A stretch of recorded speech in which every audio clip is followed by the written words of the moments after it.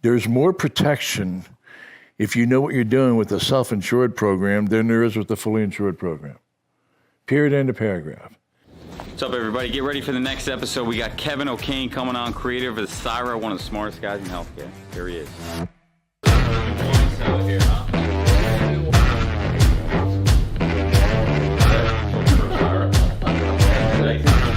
Down by a third if you do it properly. What you guys didn't know is Kevin also.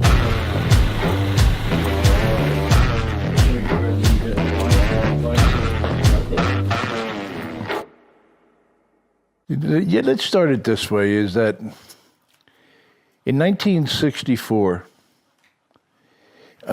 you had the introduction of the Great Society by Lyndon Baines Johnson. And he introduced Medicare Part A and he introduced Medicare Part B. Right?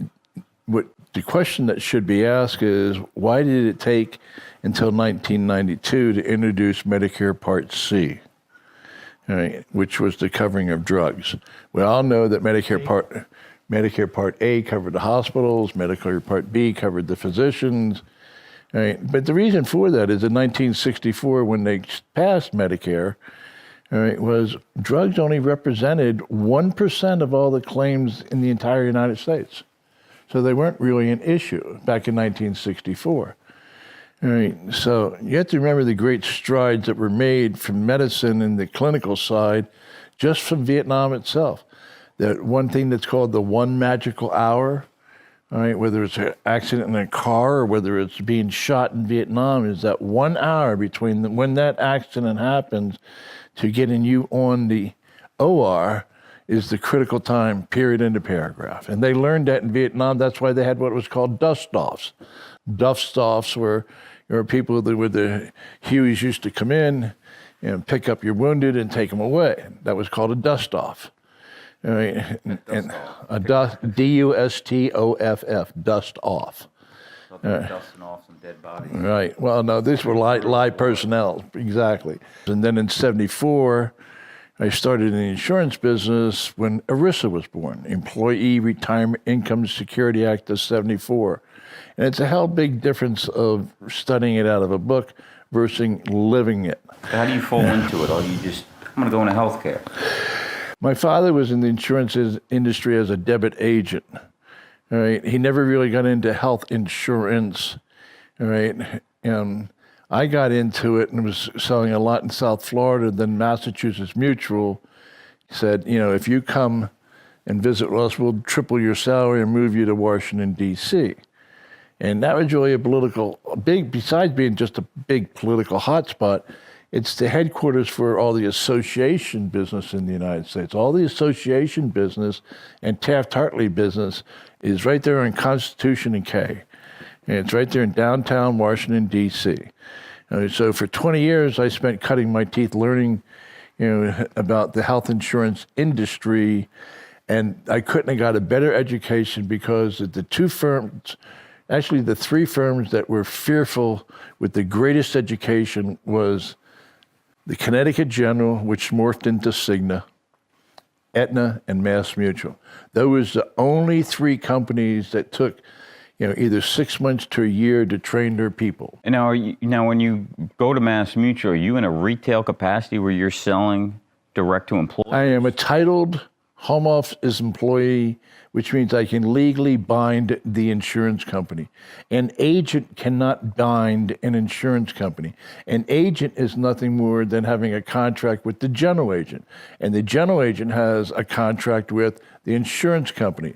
I was a titled home office employee of Massachusetts Mutual. And as such, I was first a medical underwriter, then I was a group rep, right? And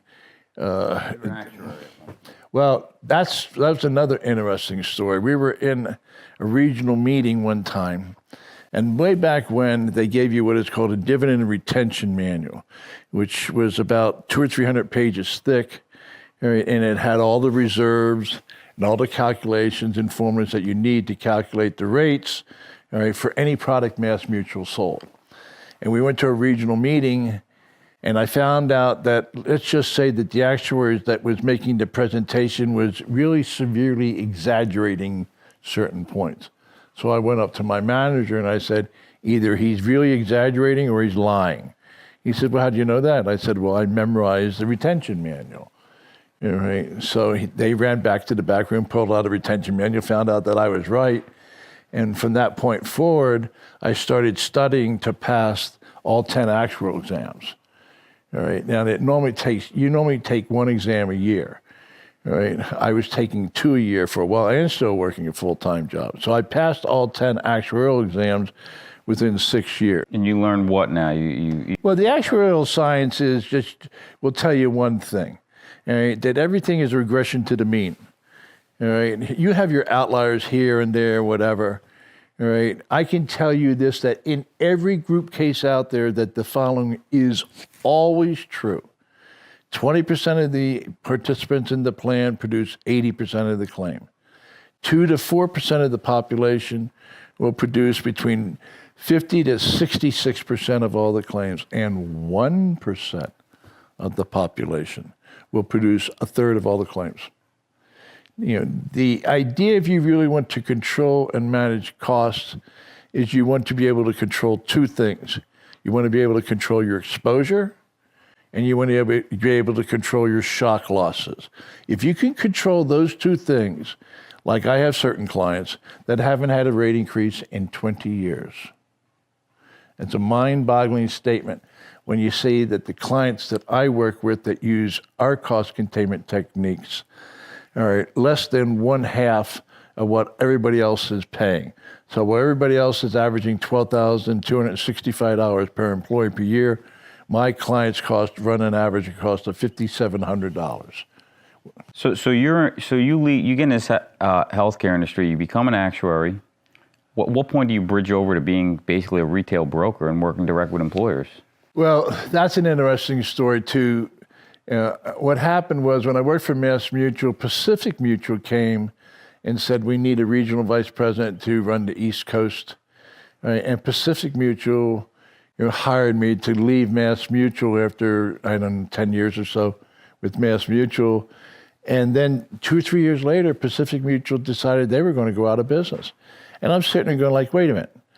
I do all the sales. I make all the presentation, yet the broker made all the money. Because the broker would go to the insurance company, Mass Mutual or Pacific Mutual, and they say, I have a company, I want you to go and make your presentation, sell this case for me, but he's the one that got the commissions. For 40 years, it's never changed. I think, again, we had an interview with Ed, and he kind of related to the same thing, that back then the GA was essentially the broker in some capacity. Well, the difference is this, is that, Or the healthcare industry was I made a real big mistake.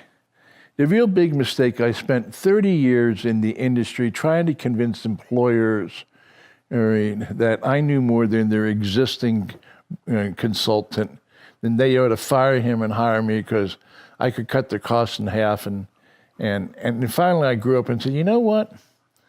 It's a hell of a lot better just to convince all the brokers out there that I can double your revenue, by using my concepts. All right, so that if you use my concepts, you'll double your revenue within 2 years. All right, so it's my job now not to convince employers that I'm better than their existing consultants, but to make the existing consultants with those employers look brilliant. All right, and then I'm not subject to two things, the law of diminishing returns, because you can only service so many clients. All right, so if I can service 29 accounts on a retail basis, but I can service over 1,000 consultants. Right? And if they have... Yeah, you have challenges with scale from the retail side. I mean, The bigger companies have scaled, but there's still a... So the idea here is that we should put together a series of tapes to show a series of interviews to help these consultants be brilliant. To do things that they haven't done before, like sell Waiver Premium For Medical, which no one does. Right? Waiver Premium For Medical. Exactly. What's that? Huh? Break that down for us. Well, if you have a small group, say less than 100 lives, what you'd want to do is make the last thing that you present to the employer is that in group term life insurance, there's a thing called Waiver Premium. Right? And after you've been disabled for a period of 9 months, your employee's premium all right, that has been disabled will be waived by the insurance carrier. That's called a waiver premium provision. All right, but there is a way to do that for the medical side. So what you do is when you present the Blue Cross, Blue Shield, Aetna, Cigna, United, or health insurance plan, you make sure that the last thing you explain to them is the group term life insurance and the waiver premium provision. You say, oh, by the way, would you like some waiver premium for your medical? And they'll say either yes or no, all right? And if they say yes, you pull out a long-term disability application. All right, and in the BOE, business overhead expense section of the insurance policy, you write down his responsibility for the premium that the company has to pay. And then if he ever becomes disabled, the insurance company will pay the contributions that the corporation owns to pay for that medical. Little things like that people don't understand or realize. So, but you're actuary, you become a healthcare broker, and then you start. Where do you start to find these different strategies and ideas? That's an interesting story. If you're talking about the Sihra, right, that took almost 20 years to develop. In 1978, right, they were going to modify the Internal Revenue Code to include Section 105H, which is the discrimination test for Section 104 and 105 of the Internal Revenue Code. In other words, right, back in the early 70s, it was commonplace for the broker and the employer to get together and they would sell a high deductible plan, maybe a $200 or $300 deductible. Back then, that was high. All right, and the rank and file would have a $200 or $300 deductible, but the employer would establish a medical expense reimbursement plan for the executives and the executives only. So whatever deductibles, copays, and coinsurances the executives were out of pocket, the medical expense reimbursement plan would pay for it. All right, well, Congress didn't like that. All right, so in 1978, they're getting ready to pass a law that said, if you discriminate in favor of the highly compensated, all right, then we're going to have that portion taxed as ordinary income. So the insurance industry ran down to Washington, D.C., and they said, look, only employers discriminate. Insurance companies don't discriminate. They medically underwrite. All right, so what you should do is when you're going to pass that law, you pass it by saying, only if the medical expense reimbursement program, the MERP, all right, or the HRA as we know it today, back then it was called a MERP, all right, but only if it's self-insured is there a discrimination test, not that it's fully insured. So that was the first beginning of the evolution of the beginning of the development of the MERP. Then the second thing happened in 1984, where the J.C. Penney rule was ruled by the Third Circuit Court and the Fifth Circuit Court and was upheld. And what it was is J.C. Penney came out with what is called the head of household rule. And what the head of household rule said was that if your spouse made an income greater than you, all right, then your spouse was no longer eligible for coverage here. All right. Well, the EEOC got involved because J.C. Penney was 85% female. And so they sued on sexual discrimination.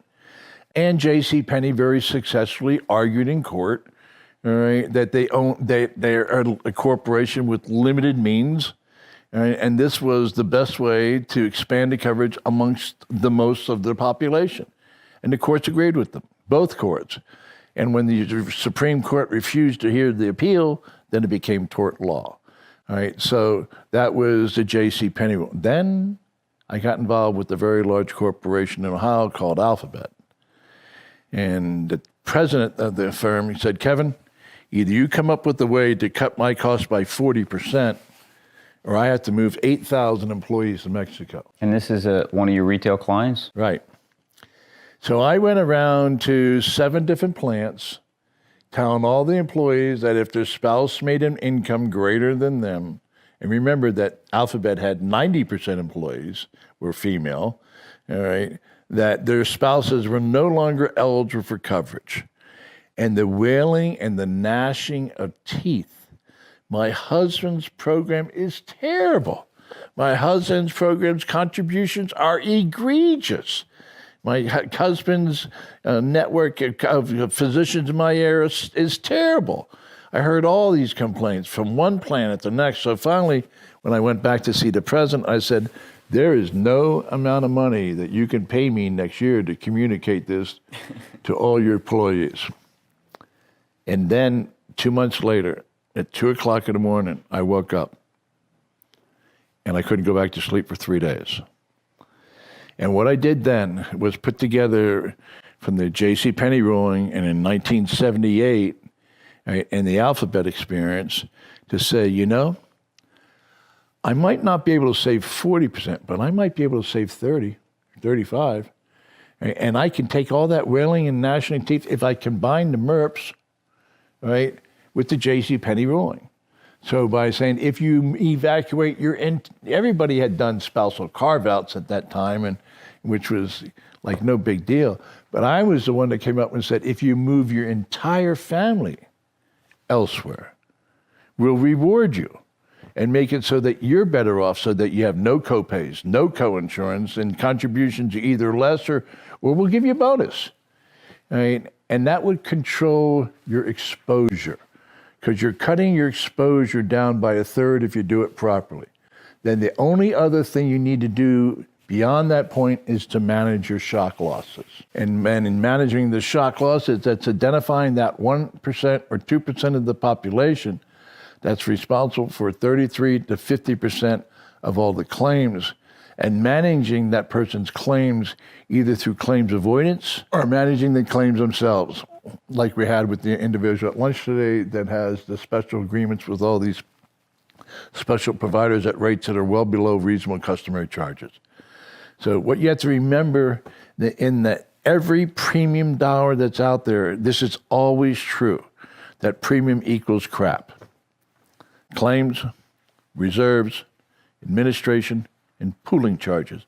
In every premium dollar, whether it's life insurance, disability, medical, property and casualty, bonds, it doesn't matter. If it's a premium, you have to have those 4 basic components. Right? And the idea, and this is where the biggest mistake is made, right, is that 4%, in other words, the A in crap is generally only 4 pennies out of every dollar. So 4 cents every dollar is used to administer these plans, but reserves eventually change into claims. Pooling charges eventually change into claims. Pooling charges are where the insurance you pay the insurance company a premium and saying, I'm willing to accept this amount of responsibility of risk. Once it exceeds that, whether it's an aggregate or a specific, you reimburse me. Right? Those are pooling charges, whether it's internal pooling charge for premium or a self-funded program. Those are pooling charges. So what I'm saying is 4 cents of every dollar does not go for the payment of claims. What should be done is you should be paying 12 to 15 cents out of every dollar and reduce your 96 cents by half.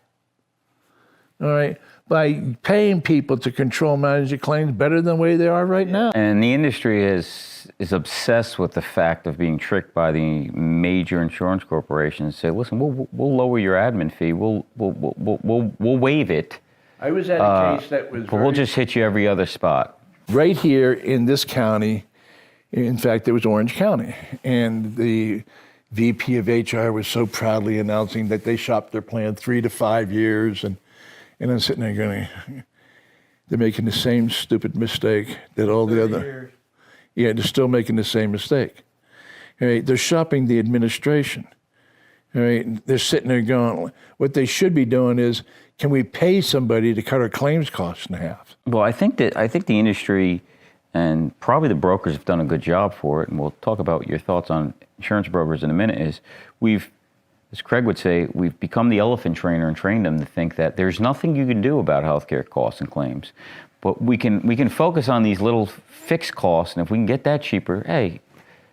The amazing thing is for me to hear in a great many different times, all right, where I hear these ignorant brokers sitting there saying, all right, I had them fully insured because they're adverse to risk. there's more protection if you know what you're doing with the self-insured program than there is with the fully insured program. Period, end of paragraph. Explain that. Well, when you have an ongoing loss, all right, the ability, you want to jump in right away to control and manage that claims, either through utilization, through claims management, disease management, or claims avoidance. All right. If you have fully insured, you're relegating that responsibility to the insurance carrier. Now, remember, the insurance carrier doesn't care to them what your claims are, all right, because all they're going to do is add a percentage on top of what your claims are on your renewal, right? And eventually they'll rate from a deficit position, all right, to recoup the prior year's losses, all right? So if there's a large ongoing claims, they have no incentive to stop and get rid of that claim immediately. All right, shit. All they're going to do is jack your claims up, your rates up at the end of the year. All right, where in a self-insured basis, you react to it immediately to try to see how do we mitigate that claim, control that claim, all right, or eliminate the claim. Look, here's the amazing part that's so shocking. Most of these corporations' largest expense beyond salaries is their health and welfare. All right. So you have a case of 1,000 lives that's spending, and this is quite typical, $14 to $15 million a year. Why is that not put out to bid? Why are those claims not put out to bid before the claims incurred? All right. Why don't you manage those claims prospectively? You got $15 million expense and you're not going to put anything out to bid? I'll bet you nothing else in that corporation, the $15 million is sent out without a bid. Okay? No one does anything to try to control managed claims other than J&K. So it's our job to educate these employers and the consultants, right, particularly the consultants, as to give them tools to help them control and manage their claims better than and pay them for it. Much more than they're making right now. I want to go back to the retail side again. You're selling self-funded health plans back in 1974. I've got brokers that tell me as recent as a few weeks ago that say, I can't. It's too risky. My employers don't like it. It's too risky. They're 100-something lives, and they don't want to look at self-fund. To 2019, they can't sell a self-funded health plan. It's only due to ignorance. Look, you can't fix stupid, so you have to fall upon ignorance. All right. The idea is the spec has to be inversely proportional to the exposure. So if you have a 1,000-man group, I might recommend $250,000 to a $400,000 specific. If I have a 35-employee life group, I'll say, okay, get a $25,000 specific. So what you do is you identify to the employer based on his cash flow analysis as to what his risk tolerance level is. Now, anybody that's really fully experienced in self-funding realizes that for the first 2 or 3 months, there's little or no claims. So you stockpile that money and set it aside. Not all of them, believe it or not. I see people give case studies after 4 months talking about how good the group's running. Oh yeah, those are great. It's like story time. It's like they're reading to their children. Yeah. So the idea here is you had the ability to stockpile your surplus before the claims really come in. All right? And then if you're really smart, look, I have employers that are calling me up saying, hey, I got a hemophiliac, go get an individual policy and get this thing off the plan. All right, so, but the insurance company, once again, it just proves, does not have an incentive to control that cost. Sure. All right, so, look, what we want to do is this. We have the ability to do the following.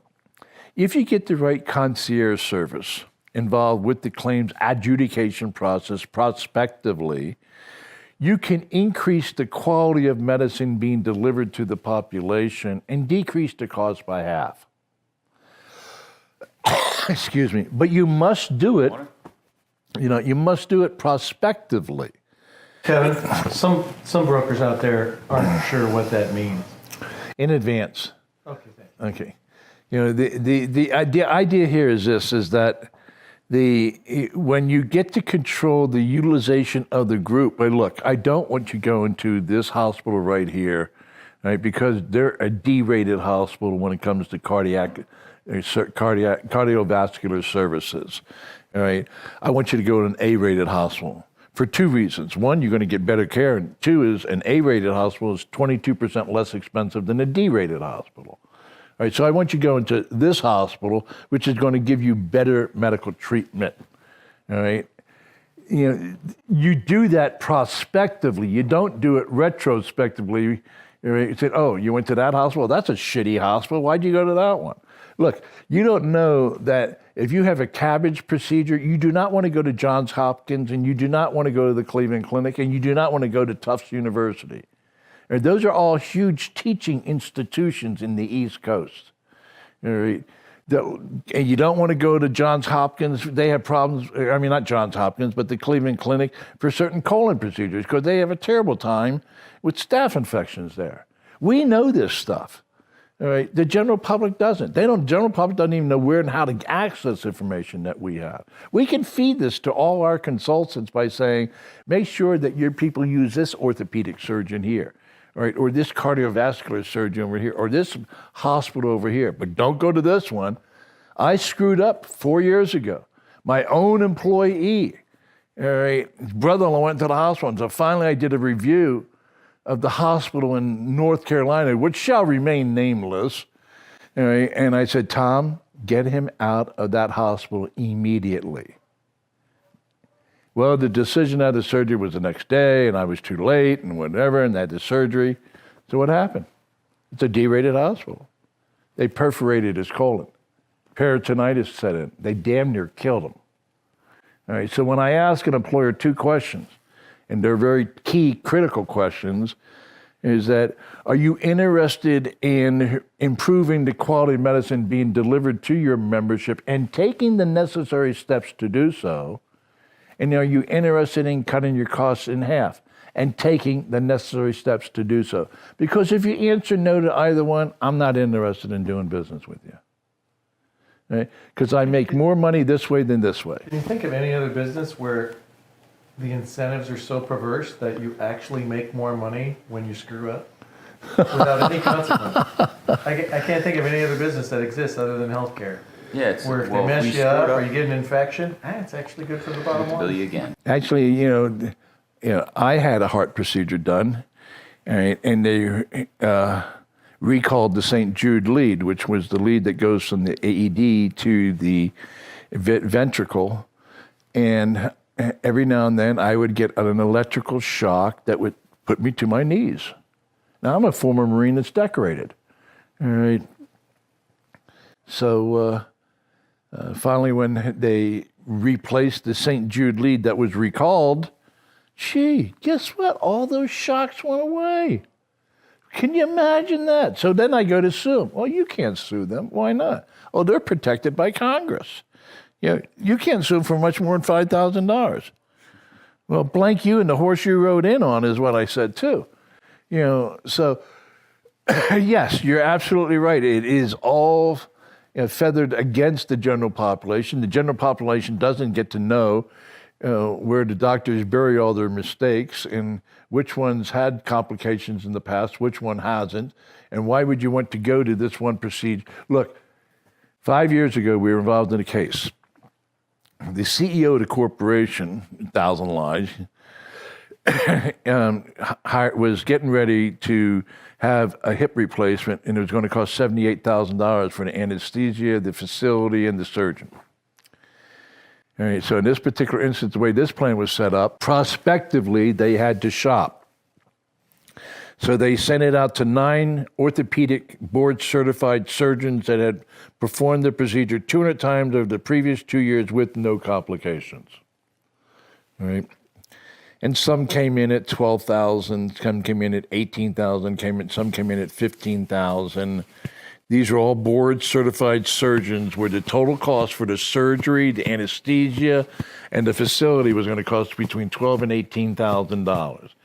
This guy, the CEO, had chosen this assistant or this general surgeon that was not board certified and had done the procedure 3 times in the past 2 years, not 200, and had one complication. So we went to this president of this firm and we said, we don't understand this. We sent you 9 surgeons that were orthopedic surgeons. where the costs range anywhere between $12,000 and $18,000 for everything, right, where there was no complications. You choose a guy, right, where he's only performed it 3 times in the past 2 years, once with complications, and the total bill is going to come to $78,000. How'd you choose this guy? You know what the response was? He was in the Blue Cross network. You're sitting there going like, they have gone from so much to so bad. Right? I remember when PPOs didn't even exist. I'm that old. I'm so old, reasonable and customary did not exist when I first started in the industry. CRVS, California Relative Value Scale, came out with by Mass Mutual and Aetna. We were the first ones out with it in the industry, and it was the first time that differentiated between an appendectomy and a hysterectomy, because they didn't have reasonable and customary charges prior to that. Just think about that. No PPOs, no HMOs, no drug cards. Well, we did have no Kaiser PPOs. Permanente. I mean, that's the other thing that brokers don't do today. Can you tell me where the first HMO was? I'm going to guess Kaiser. Right? Where was the first Blue Cross and Blue Shield? No idea. Wasn't born. Baylor University, 1934. All right. See, we also have to study our industry's history and how it evolved and how the insurance company got into the business. The insurance companies got into the business because of the price and wage controls of World War II. And they were trying to give their benefits. They started giving out benefits then because they have wage and price controls to entice new employees they put in. That's how split dollar was performed. Split dollar was invented during the World War II, wage and price control. Didn't know that, did you? You know, they were trying to figure out ways, if you do it on an endorsement methodology, or is it the collateral, one of the two, all right, methodology of your split dollar, that they could get money from the corporation to the executives, income tax free, and get around their wage and price controls. And it was a dumb, stupid insurance agent that invented split dollar. All right, so much for insurance agents being stupid. All right, so you know the idea here is that you want to take concepts that are sound, that work, that are logical, improve the quality of medicine, and do your bidding on the cost of these services prospectively the best you can, or evacuate the claim and get somebody else to pay it for you. So go back to the individual policies, the hemophiliacs. Talk to me about, you start getting these ideas, you start ripping through tax code and things, and how do you figure this out? And well, see, that's another thing. The foundation approach is so unique that no one in the industry, absolutely, unequivocally, I can state with severe certainty that no one is using Section 2503E other than J&K. The problem was this. I had another retail client, and the attorney was, let's just say he was a real pain in the neck. All right? He was not a deal maker, he was a deal breaker. So when I turned around and he was evacuating the large claimants, all right, a lot of the stuff that he said, you know, was so far out in left field. Anyway, the first thing was, well, it could be a potential HIPAA violation because you're targeting the large claimants. There's no loss. They're getting better benefits. Who's going to complain that they have no contributions, no deductibles, no co-pays, no co-insurance? So that argument really should be scratched right away.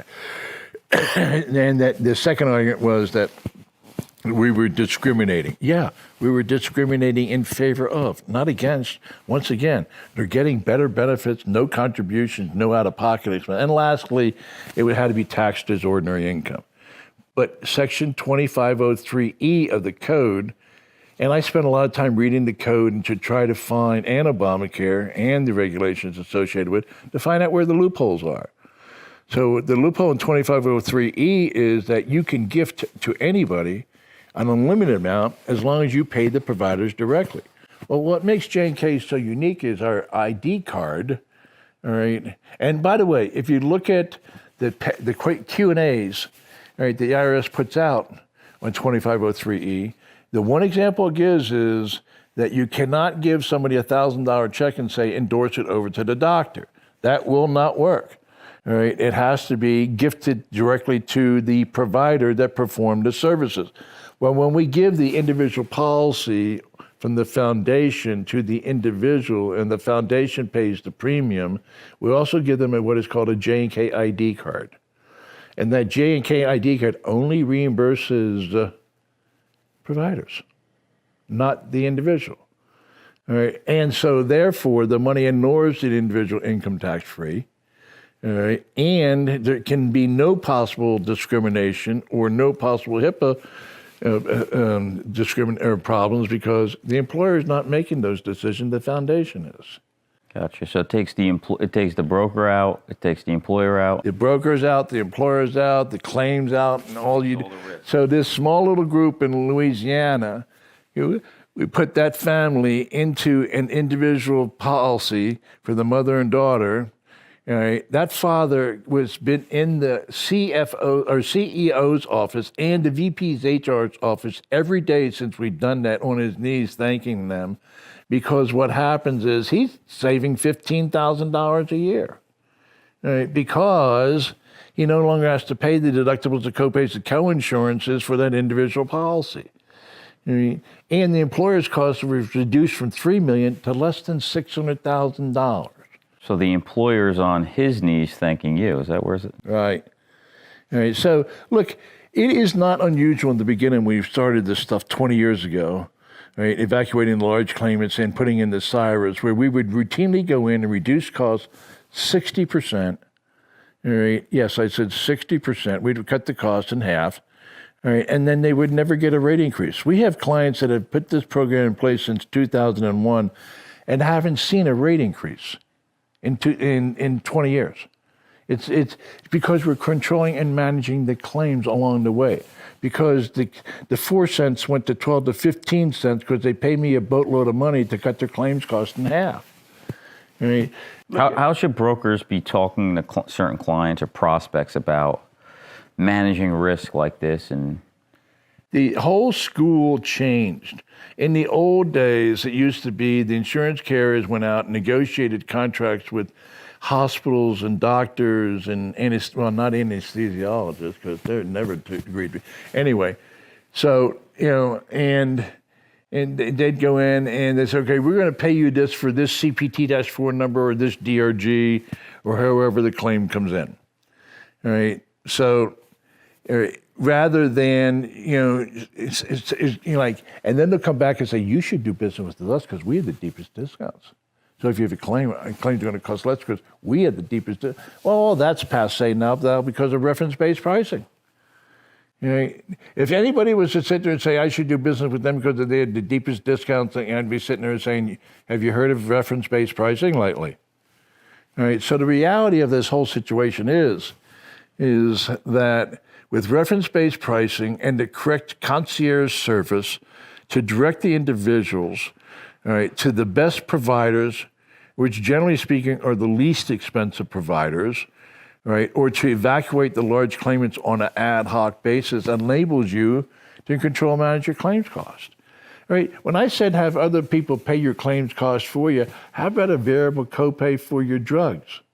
If you go to the drugstore, right, and you go and ask for Harvoni, right, they're going to sit there and say, and you go to the drugstore and say, call up the drug manufacturer and see how much relief he's going to give me. They're going to ask you 2 questions. Do you make less than 400% of the poverty line? Or asked another way, do you make less than $120,000 a year? And about 99% of the people in the United States can say yes to that. And the second question they're going to ask you is, do you have any insurance? You can say, yeah, I have insurance coverage through Aetna or Cigna or United or Blue Cross or whatever, but I have a $100 specialty copayment for your Harvoni drug because it's a specialty drug. And the copayment for specialty drugs is $100. So Harvoni says, we had no problem. We'll send your pharmacist immediately a check for $100. If you had turned around and had a variable deductible on your copay for your drugs, and turned around and said that your out-of-pocket expense was that your exposure or out-of-pocket was not $100 but $7,350, they'd send them a check for $7,350. Because they want to bill that plan $55,000, baby. So the idea, though, but at least you got the $7,000 relief where you didn't get it before. Sure. So what you're trying to do is shift the cost back to, I want to shift the cost back to anywhere but my employer, my client. At the end of the day, you're representing the clients. What do you say to people that go, that's not fixing healthcare, Kevin? I'm trying to fix healthcare. You're just shifting costs. You're not. If you want to solve healthcare, then you shift the cost the way I've been espousing. Then you have the federal government reinsure every individual policy above $50,000. That will bring all the insurance carriers back into the marketplace. And then what you do is you have the federal government review those claims of those individual policies and say, oh, you're the surgeon that charged 10 times greater than reasonable and customary. Oh, you're the surgeon that had that person come back into your office every other day to jack up your utilization. You keep on practicing medicine like that, we'll make sure no one pays your EIN number again. That's how you fix medicine. Do you think shifting the high cost of healthcare on these major claimants to the government, they're going to step and say, whoa, you can't be charging this? Look, they've already have Senate subcommittees. I even have it on tape if you want to see it, where the Senate subcommittees are talking about reinsuring individual policy, and they're having arguments as to whether they do it on a dollar amount or a disease definition. So for these diseases, we'll reinsure it, or for this dollar amount, we'll reinsure it. But they're already reviewing it in Senate subcommittees as we speak. It's kind of like a hybrid of the old high-risk pools. Right. Yeah, that's what talk's been come back with the high-risk pool. What do you say to people that say, well, this is why we need Medicare for all? Then the government would step in, fix it, not pay this much, and we'd be like Canada. God help us all. And how long does it take for a knee surgery in Canada? 2 years? Depends on how important you are. If you're old, Kevin, I go before you. I jump the line. If you got cash, you just come to the United States to get operated on and pay the surgeon cash. Look. What happens when those guys aren't available? I don't know any. My father told me his clients that he deals with in Canada, he sells produce. When they need surgery done, they come to America and they pay cash. Because they don't want to wait in line. All the Scandinavian companies that have 60, 70% income tax rates, and they have all great health insurance. You don't see any innovation in the Scandinavian countries. You don't see anybody in Europe inventing a fucking thing You can curse on this. when it comes to any type of innovations. All right, all the innovations comes from the United States. Look, you really want to get technical? Write into your plan document that if you have a transplant, you got to follow John E. Stargill's medical protocols in order to be a covered medical expense. You want to control claims? Right? If you don't use his protocols, you're subject to rejection drugs the rest of your life that's going to cost $100,000 a year. Use his protocols, you don't need the drugs. So before, where we just had to be part accountant, part lawyer, part mathematician to be a medical underwriter to try to control, you're dealing in the most complicated industry in the entire United States medical field. You got to combine legal, actuarial sciences, medical underwriting, clinical, right, all of it. Right? How else do we know that CABG, a coronary artery bypass graft, is best served not going to the Cleveland Clinic or Johns Hopkins? All right. Now, doesn't that explain why brokers only want to sell fully insured cases? They wanted to put everything on a spreadsheet and said, I went to all these 10 companies and they gave the best rate, and this is the best rate and the best product for this, that, and the other, rather than they're attacking the symptoms and not the disease itself. All right, there's no real solution to it on that basis.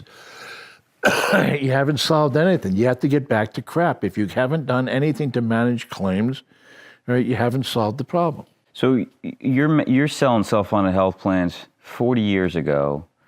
Brokers can't sell them now. You've come up with these creative solutions. What is your thought? How were you able to sell the Sihra program when you had no references, when it was new? I mean, because these guys can't sell self-funded health plans. God help them, but 67% of employees are covered by them in the United States. 67% now. Yeah. I look back, for what we have as support for our consultants right now. We have a plethora, a library of testimonials for both employees and employers, all right, that testifying of and or pertaining to the MERPs. And the whole shooting match all right, is completely different. We have support material in both in presentations and flyers and Fly this guy out. well, and we have enrollers that will go out too to make the presentation for the employees. We help in development of the PowerPoint presentation, the communication devices, interfacing with their software. I mean, we have a pretty sophisticated Rose program putting out to support these consultants on these cases. Look, one of the things your consultants should get to realize, if they're really smart and they followed the concepts that are being presented here, they will double their income in less than 3 years. It's really that simple. If you get away from doing what you've been doing and transition your existing book of business, which is probably mostly a fully insured book, to a self-funded book where you're getting a percentage of the savings because you're helping them control and manage your claims, and because you're working on a weekly basis to do this stuff, you'll double your income. It's really that simple. Right? You can learn by actually going to our library. Right? And if you go to that library and you pull out all the assistance that we have with all the material pertaining to self-insurance, right? Yeah. Look, it's not really difficult. You can marry the two together like this. In the fully insured side, you have a contract between the employer and the insurance company. It's called a master certificate. And underneath the master certificate is what is called a booklet. When you transition over to the self-insured plan side, all right, the master certificate on the self-insured side, it's called a plan document. The plan document gives way to what is called a summary plan description, which is supposed to be a snapshot of the plan document, explaining the material differences in the master contract. So when you have the plan document, which tells us what the plans are, and the appeal processes and everything else, the SPD, summary plan description, is a subset of that. Just like the booklet is a subset of the master certificate. Only this is self-insured and this is fully insured. But the neat thing here is you get to weave in your own controls. You can put in, and you can design the plan the way you want it, rather than the way the insurance company has it filed with the state insurance commissioner's office. Any last words for brokers out there watching? You have to evolve. You have to continually learn. All right. When they make changes to the code, we have to take advantage of the exploitment of it. All right, and all hell's going to break loose in a little while. All right, when that Fifth Circuit Court finally makes its decision on whether Obamacare is unconstitutional. My bet is they're going to come back and say, it's unconstitutional. If you want some innovative ideas, you go to small boutique consulting houses. If you want fancy glossy reports that justify why your cost is twice as expensive as your competitors, you go to the big ABC houses. We'll end it there. Kevin O'Kane. Thanks, pal. Thank you. So this is the new wine cellar here, huh? This is the new wine cellar. Our Bordeaux section. No, this is our cab section over here. And this appears to be, it's a really good wine. So we got the red here, the white over there. Well, we have, this is all Italian here, and yet this is Italian here as well. Sassicaia, Ornellaia, the first gross of Italy. Then you have the first gross in the United States. We have Lafitte, Latour, Lynchbogs. Right? You have Chateau Margaux. Chateau Haut-Brion. How many bottles do you have? In this wine cellar, it's the smaller of the two, so there's like 3,600 bottles here. But the one in Pittsburgh, we have another 4,000. And what do you plan on doing? So many bottles of wine, you sell them? Are you going to sell them? You're going to give them away? Gifts? Drink them? You can't drink them all. We give away about 300-400 bottles a year. J&K gives to their own existing clients and their own existing brokers they do business with. I got my first the other day. Sold the first Sihra. I got two nice bottles. So we'll have to send you home with one. But I don't know what you want. You have Barolos, Barbarescos, Amarones, you have... I don't know much about wine. And remember, you got me drinking wine coming here. Oh, well, then Right. This is a very nice Merlot. All right. This is from the Right Bank of Bordeaux. It is a Saint Emilion. It's a Grand Cru. All right. And I wouldn't share it with anybody. Oh my God, you shouldn't have that. That's a 2015. That's an unbelievable year. And would you believe that this little bottle right here is $1,000? Oh. Dechem. What is it? What kind of wine? It's a Sauterne. Which is what, a white? Yes, but what makes that grape different is that in other grapes where they pick the whole clusters, here they pick them one grape at a time. One grape at a time. And where is it made? California? No. Curse you. No. That's I know nothing. That's French. Dechem. And what do we have here? This is rated, well, this is another one. Now, this bottle doesn't look like much, but this is rated a perfect score, all right, a 100. Value on this is probably $2,000. This one is also from the Pauillac region, one of my favorite regions, Chateau Pichon Lingual, all right, and that's also rated 100. These are two colognes. This is from a very special area. I think this is what you gave me the other day, no? Yeah, well, no, I'm not going to give you more than one of those. All right, but two colognes are like unbelievable in the Napa area. It's synonymous to the Pauillac region in France. So, and This we still have. this is your hobby, yeah. outside of healthcare. I like surprising people and give them gifts. Every time my wife and I go out to dinner, we always share our wine with strangers.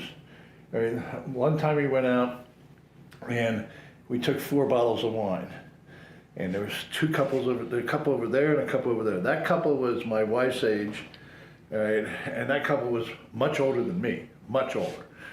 So we sent them over, so much so that they spent 20 minutes at our table. They, on the other hand, never came to the table, but we sent them over enough wine where they had 4 or 5 glasses apiece that night. So at the end of the night, It's a good night. at the end of the night, the lady comes by the table and says, "Thank us for the wine." She goes, "Young man." I go like, "Oh yeah, okay, fine, don't hit me." Young man. Yeah. So you're the first man in 51 years to buy me a drink other than my husband. And today is my 94th birthday. Holy cow. Well, we were checking the papers the next morning to make sure that they made it home alive because how much they had to drink that night. So what are we having tonight? We're having something. Guys, we're about to have some steaks, some good wine. What are we picking? Well, you know I like the white. probably, I like the white now. Oh, you like the white? Oh, Sauvignon. You do you? Okay, well then, we have just had a new batch come in. All right, and where did she put it? It's like a kid in a candy store here. Well, that's the other problem with trying to find this stuff sometimes.